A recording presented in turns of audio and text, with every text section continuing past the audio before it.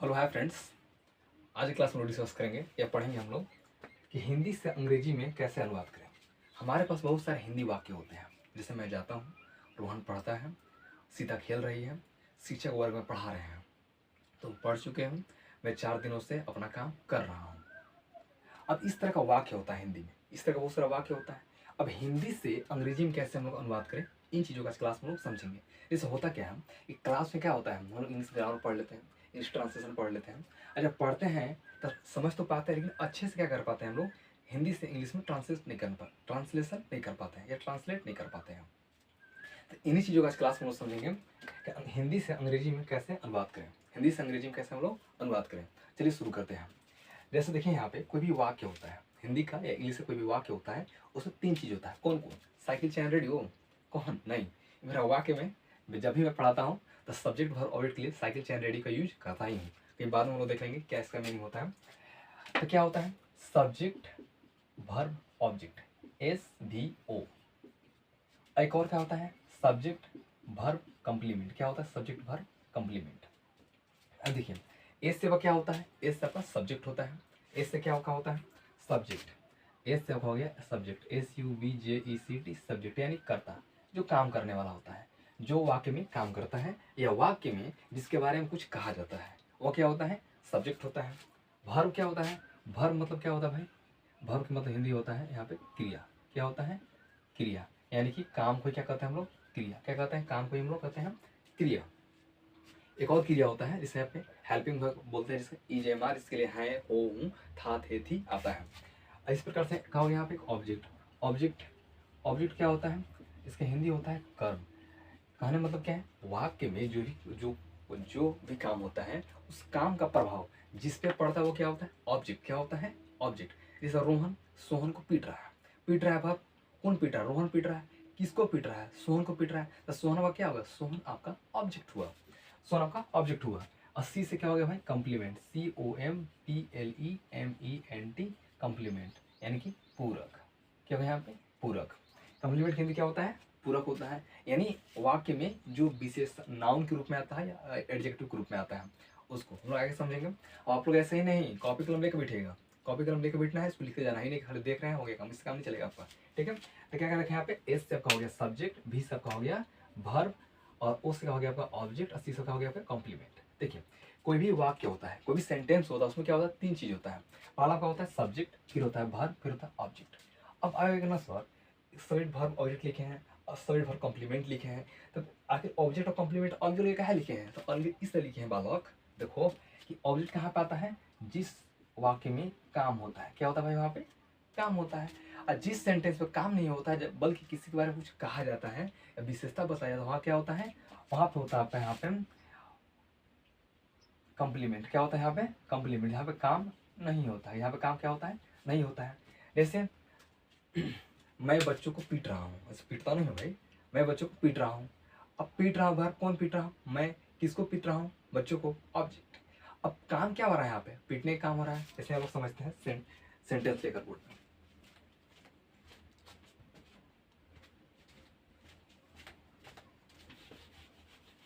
जैसे सेंटेंस दिए हैं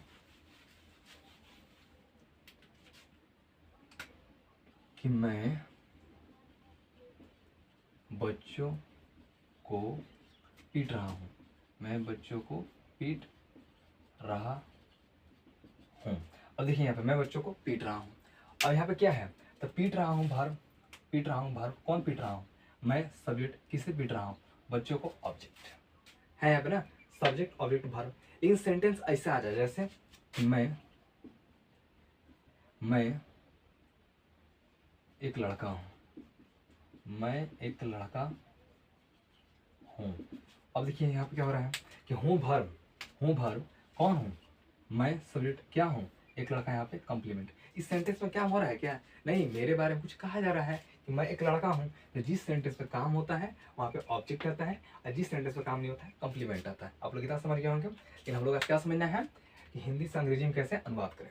अगर हिंदी से कैसे अनुवाद करें, देखिए इंग्लिश सेंटेंस पे अगर लिखें हम, अगर इसका अनुवाद करें कि I M beating, I am beating the children, केवल चिल्ड्रेन करो, CHILD REN चिल्ड्रन। अब देखो तो क्या हो रहा है, यहाँ पे सब्जेक्ट हो गया, हेल्पिंग वर्ब हो गया, और यहाँ पे मेन वर्ब हो गया, और फिर यहाँ पे ऑब्जेक्ट आया कि नहीं है, तीन चीज साइकिल चैन रेडी, यानी subject verb object, subject verb object आया कि नहीं है। उसी प्रकार से अगर इसका अनुवाद किया जाए कि I am a boy, I am a boy. अब यहाँ पे क्या आ रहा है, देखो यहाँ पे जो यहाँ पे आ रहा है, देखो सब्जेक्ट हो गया, ये का मेन वर्ब हो गया, और यहाँ पे आपका कॉम्प्लीमेंट हो गया, तो आया कि नहीं है। तो सबसे पहला क्या ध्यान देना है, सबसे पहला सेंटेंस देखना है सब्जेक्ट वर्ब ऑब्जेक्ट है कि नहीं है। अब मान लीजिए कोई सा सेंटेंस खोज के ला लीजिए सर कि ट्रांसलेट कीजिए, और इसमें सब्जेक्ट वर्ब ऑब्जेक्ट है ही नहीं है, कोई और नियम से बनेगा, तो कैसे ट्रांसलेशन कीजिएगा, नहीं कर पाएगा। तो सबसे इंपॉर्टेंट है कि सब्जेक्ट वर्ब ऑब्जेक्ट या सब्जेक्ट वर्ब कॉम्प्लीमेंट होना जरूरी है। और भी बहुत सारे ऐसे वाक्य हैं जहाँ पे सब्जेक्ट वर्ब ऑब्जेक्ट नहीं होता है, लेकिन वो इंग्लिश में ट्रांसलेशन होते हैं, उसको कभी और क्लास में हम लोग समझेंगे, लेकिन अभी हम लोग समझते हैं इधर। और क्या होता है, तो सब्जेक्ट वर्ब ऑब्जेक्ट देखें। देखिए जब ट्रांसलेशन आप पढ़ते हैं, तो ट्रांसलेशन पढ़ने के दौरान क्या करते हैं, सबसे पहले सर उस टेंस के बारे में बताते हैं, और टेंस से रिलेटेड कुछ पहचान लिखवाता है, जैसे past indefinite tense, sorry present indefinite tense. Present indefinite tense का पहचान क्या होता है कि जिस हिंदी वाक्य के क्रियाकंत में, जिस हिंदी वाक्य के क्रियाकंत में ता है, ती है, ते हैं इत्यादि सब लगे रहते हैं, तथा क्रिया से यह स्पष्ट होता है कि कर्ता द्वारा कोई काम वर्तमान काल में किया जाता है। जैसे यहाँ पे एक सेंटेंस दी है, मैं तुम्हें पढ़ाता हूँ, मैं तुम्हें पढ़ाता हूँ। अब मैं तुम्हें पढ़ाता हूँ क्या हो रहा है, अब देखो यहाँ पे कि पढ़ाता हूँ वर्ब, कौन पढ़ाता हूँ, मैं सब्जेक्ट, किससे पढ़ाता हूँ, तुम्हें ऑब्जेक्ट है, हुआ कि नहीं हुआ, हुआ। तो सबसे पहला जब पहचान लिखते हैं तो पहचान क्या होना चाहिए, आपको पता होना चाहिए कि पहचान क्या दिया हुआ है। देखिए जब इंग्लिश मीडियम के जो बच्चे होते हैं, जो इंग्लिश में ही खुद पढ़ते हैं, उनको पहचान की उतना आवश्यकता नहीं होता है। क्यों नहीं होता है, उनको ट्रांसलेशन नहीं करना, तो डायरेक्ट सभी चीज़ों को इंग्लिश में ही पढ़ते हैं। लेकिन हम लोगों को हिंदी से इंग्लिश में ट्रांसलेशन करना होता है, इसलिए सेंटेंस में पहचान की आवश्यकता पड़ता है। अब फिर भी पूछेगा पहचान क्यों जरूरी पड़ता है। अब देखिए जब हम लोग ट्रांसलेशन पढ़ते हैं, ग्रामर पढ़ते हैं, बहुत सारे हमारे पास क्या आते हैं, हिंदी के वाक्य आते हैं। अब किस हिंदी के वाक्य को कैसे हम लोग समझेंगे कि इसी नियम से अनुवाद करना है, ट्रांसलेशन करना है। फॉर एग्जाम्पल समझे, यहाँ पे हमारे पास बहुत सारे लोग हैं, हमारे पास बहुत सारे लोग हैं, हमारे पास बहुत सारे लोग हैं गाँव में। अब क्या है, पापा बोले हैं कि जाओ बाबू उस सामान दे के आना फला चाचा को। अब फला नाम के बहुत सारे लोग हैं, फला नाम के बहुत सारे लोग हैं, इनको कोई चाचा लगता है, कोई भैया लगता है, कोई दादा लगता है, इस तरह का। तो जो चाचा लगता होगा उसी को ना देंगे हम। उसी प्रकार से कहने मतलब क्या है, कुल मिलाकर कहने मत ये है हमारे पास बहुत सारा वाक्य है, तो किसको कैसे पहचाने कि इसी नियम से अनुवाद करना है, इसे लास्ट में पहचान लगा होता है। जैसे यहाँ पे लगा हुआ है कि ता हूँ। अब देखिए सबसे पहले पहचान हो गया। दूसरी की बात, हम लोग कई तरह का सेंटेंस पढ़ते हैं, अफर्मेटिव सेंटेंस पढ़ते हैं, निगेटिव सेंटेंस पढ़ते हैं, यस नो पढ़ते हैं, WH पढ़ते हैं, इसको पढ़ते हैं। तो हर चीज़ का एक स्ट्रक्चर या रूल दिया गया था। जैसे यहाँ पे ये अफर्मेटिव सेंटेंस आपका, तो अफर्मेटिव सेंटेंस का रूल क्या दिया रहता है, स्ट्रक्चर क्या रहता है अफर्मेटिव सेंटेंस का, इसका जो रूल होगा स्वेट प्लस वर्बोन ओब्लिक वर्ब प्लस ऑब्जेक्ट, ये रूल दिया हुआ है यहाँ पे। अब जैसा मेरा यहाँ रूल लिखा हुआ है, इसको स्ट्रक्चर भी बोल सकते हैं। जब इंग्लिश मीडियम हम लोग पढ़ते हैं या जब हमको अनुवाद नहीं करना होता है, ट्रांसलेशन नहीं करना होता है, तो वहाँ क्या बोलते हैं सर, स्ट्रक्चर। और जब अनुवाद करने के लिए पढ़ाते हैं क्या बोलते हैं, रूल। रूल मतलब नियम, यानी कि इसी नियम से बनाना है, ये होता है। अब जैसे कहने मतलब a प्लस बी का होल स्क्वायर बराबर a square plus 2a plus B square. आप पढ़ते हो नहीं भाई, पढ़ते हैं। और जब दिया जाता है कि a बराबर वैल्यू का हो गया 2 और b बराबर का वैल्यू हो गया 4, इस तरह का अस्तर बोले के मान बैठा के इसको हल करो किस सूत्र पे, a प्लस बी का होल स्क्वायर, इनके a square plus 2b plus B square. तो हल करते हैं, करते सेम वैसी है यहाँ पे। यहाँ मान लीजिए सूत्र दिया हुआ है गणित की तरह, क्या दिया हुआ है सूत्र, सब्जेक्ट वर्ब ऑब्जेक्ट दिया हुआ है। अब पहला बोला है सब्जेक्ट, तो सब्जेक्ट मेरा क्या है, आई लिख दिए। इसका वर्ब 1 और वर्ब 5, तो आई के साथ कौन सा वर्ब यूज होगा, वर्ब 1 यूज होगा, वर्ब 5 यूज होगा, तो वर्ब 1 यूज होगा। अब पढ़ाना क्या होता है, टीच, तो आई टीच। अब क्या बोला, देखिए ई लिख लिए, अब ई लिख लिए, अब क्या बचा ऑब्जेक्ट, लास्ट में बचा ऑब्जेक्ट क्या है, किसे पढ़ाता हूँ, तुम्हें पढ़ाता हूँ। I teach you, I teach you, I teach you. अब देखिए यहाँ पे आई टीच यू, ये ट्रांसलेशन इसका हुआ कि नहीं हुआ, आई टीच यू। तो क्या ध्यान देना है कि जब भी आप टेंस पढ़ें, वॉइस पढ़ें, क्या बोलते हैं वर्ब टू भी पढ़ें, जिसमें EJMR वाज वेयर पढ़ते हैं, शैल विल पढ़ते हैं, उसमें सबसे पहले आपको रूल पर स्ट्रक्चर पे ध्यान देना है। क्या करना है, ध्यान देना है। और जैसे यहाँ पे एक और चीज़ यहाँ पे है कि आप कहिएगा कि ना सर अगर बड़ा सेंटेंस मिल जाए तब दो लाइन के तब कैसे करेंगे, देख लेते हैं लगे हाथ उसको, बासी बताइए का साथ देख लेते हैं। जैसे सेंटेंस हो जाए बाबू तुम्हारा कि मोहन अपने दोस्तों के साथ, दोस्तों के साथ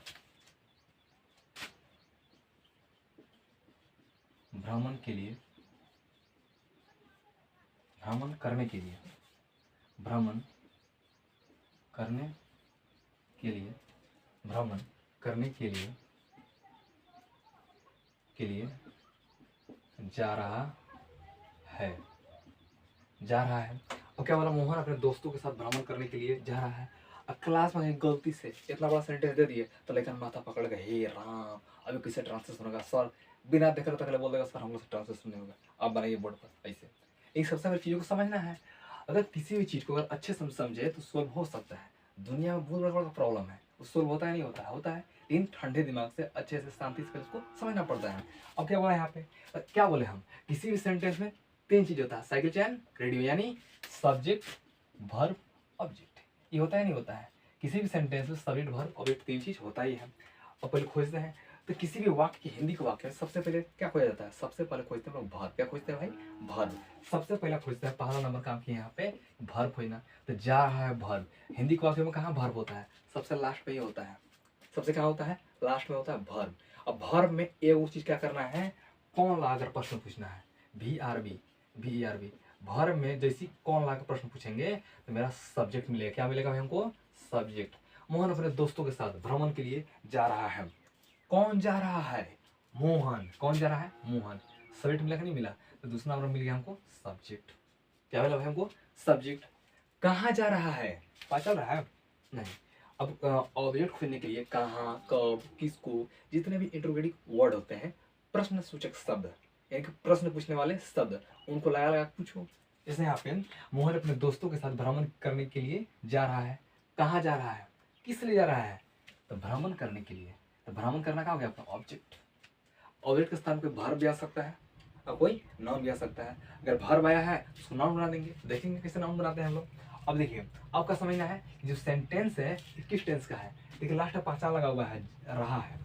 रहा है किस टेंस का पहचान आपका है, तब प्रेजेंट कंटिन्यूअस टेंस का ही पहचान है आपका। प्रेजेंट कंटिन्यूअस टेंस का, अफर्मेटिव सेंटेंस का पहचान है। जैसे कि जिस हिंदी वाक्य क्रियाकंत में रहा है, रही है, रहे हैं इत्यादि शब्द लगे रहते हैं तथा क्रिया से स्पष्ट होता है कि कर्ता द्वारा कोई काम वर्तमान काल में निरंतर किया जा रहा है। तो देखिए तो इसमें निरंतर किया नहीं किया जा रहा है, निरंतर मतलब कंटिन्यू किया जा रहा है। अब पता चल गया हमको किस टेंस का है।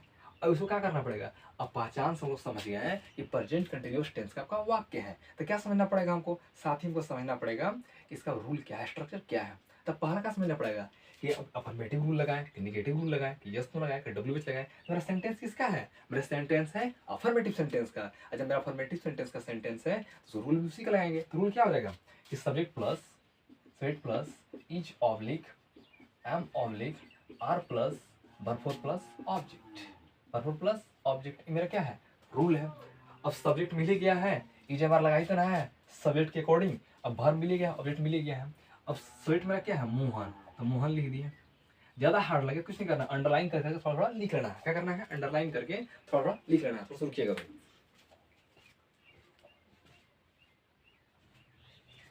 जैसे यहाँ पे मोहन, इसके बाद क्या बोला, इज एम आर ऑब्लिक मतलब क्या होता है, तीनों में से कोई एगो हेल्पिंग वर्ब लिखना है। तो नेम के साथ क्या लगता है, इज, तो मोहन इज। अब क्या बोला वर्ब फोर, तो जाना क्या होता है, गो, तो गो का वर्ब फोर क्या होता है, गोइंग। क्या होता है, गोइंग। तो Mohan is going, Mohan is going. अब कहाँ जा रहा है, तो भ्रमण करने के लिए। भ्रमण मतलब विजिट, घूमने के लिए। तो क्या लिखेंगे, विजिट, VISIT, विजिट। लेकिन विजिट का क्या है, वर्ब। क्या है, वर्ब। अच्छा वर्ब है तो क्या करेंगे, ऑब्जेक्ट के स्थान पे नाउन आता है। लेकिन देखिए यहाँ पे मेरा सब्जेक्ट हो गया और वर्ब हो गया, लेकिन ऑब्जेक्ट तो क्या करेंगे, तो वर्ब क्या करेंगे, इसके पहले हम टू लगाएंगे, प्रीपोजिशन टू। जैसे ही हम प्रीपोजिशन टू यहाँ पे लगाते हैं, ये क्या बन गया आपका भाई, वर्ब, नाउन। क्या बन गया, सॉरी क्या बन गया, नाउन। तो Mohan is going to visit. अब बोलेगा नो सर, सब्जेक्ट लिख लिए, वर्ब लिख लिए, ऑब्जेक्ट लिखिए। अब स्ट्रक्चर में खत्म हो गया, लो अब कुछ है ही नहीं, तो क्या लिखेंगे, कुछ नहीं करना है। दाया से बाया चलना, दाया एक खाते हैं, अब बाया जरा से यूज करते हैं, समझ रहे हो, हम नहीं बोलेंगे दाया बाया, ठीक है। अब कुछ नहीं करना है, दाया इस साइड हुआ, अब बाया इस साइड हुआ, दाया से करते जाना है एकदम, ठीक है। अब क्या बोल रहे हैं, दाया से ट्रांसलेशन करते जाना है, जहाँ लास्ट उसको छोड़ देंगे। तो Mohan is going to visit. अब क्या बच गया, अपने दोस्तों और के साथ। तो के साथ के लिए क्या होता है, with. Mohan is going to visit with with. अब अपना अपनी की क्या होता है, इस सब्जेक्ट के अनुसार होता है। तो अपना अपनी क्या है, मोहन, मोहन नेम है, लेकिन किस प्रोनाउन के अंतर्गत आता है, किस नाम के बदले में कौन सा प्रोनाउन आएगा, तो ही। कौन सा आएगा, ही के लिए मोहन क्या है, मेल है, मेल को डिनोट कर रहा है। अब मेल के लिए कौन सा प्रोनाउन आता है, ही। क्या आता है, ही। तो ही का पॉसेसिव केस क्या होता है अपना अपनी, हिज क्या होता है, हिज। तो Mohan is going to visit with with his, किसके साथ, दोस्तों के साथ, यानी कि फ्रेंड नहीं, फ्रेंड्स। क्या ध्यान है, फ्रेंड्स, FRIENDS, फ्रेंड्स, ठीक है। तो Mohan is going to visit with his friends. उम्मीद है कि आप लोग ये सेंटेंस समझ में आया होगा।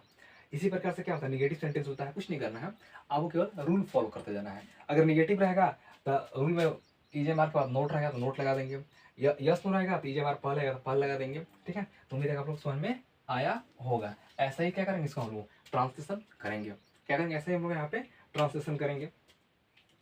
इंग्लिश कोई कठिन भाषा नहीं है, वो आसान भाषा है। और साथ ही यहाँ पे अगर इसको अच्छे से पढ़ाया जाए, अच्छे टीचर से पढ़िएगा तो आपको समझने में दिक्कत नहीं होगा। अगर इसको हार्ड तरीके से समझाया जाए, या हार्ड तरीके से क्या बोलते हैं इसको, बहुत डिफिकल्ट बना करके इसको क्या बोलते हैं आपका सामने पेश किया जाए तो हार्ड लगेगा ही, ठीक है। कुछ ऐसे होते हैं टीचर्स को जो बच्चों को हार्ड भाषा दिखाते हैं, देखो इतना बड़ा चीज़ है, वो नहीं, वो तो आसान चीज़ है। जैसे वो जो मैथ का क्या बोलते हैं, अच्छे जो मैथ के टीचर है जो अच्छे पढ़ाते हैं, वो क्या करते हैं, बच्चों के सामने बेसिक मैथ चालू करते हैं, तो बेसिक से बेसिक समझाते हैं, बहुत अच्छे से एक्सप्लेन करते हैं। और जो हिंदी का है, विज्ञान का है, साइंस का है, जितने भी टीचर्स हैं वो अच्छे से एक्सप्लेन करते हैं। तो सबसे पहले क्या है, ऐसे टीचर के पास पढ़ें जो अच्छे से चीज़ों को एक्सप्लेन करें, पूरा आसान बनाकर एक्सप्लेन करें।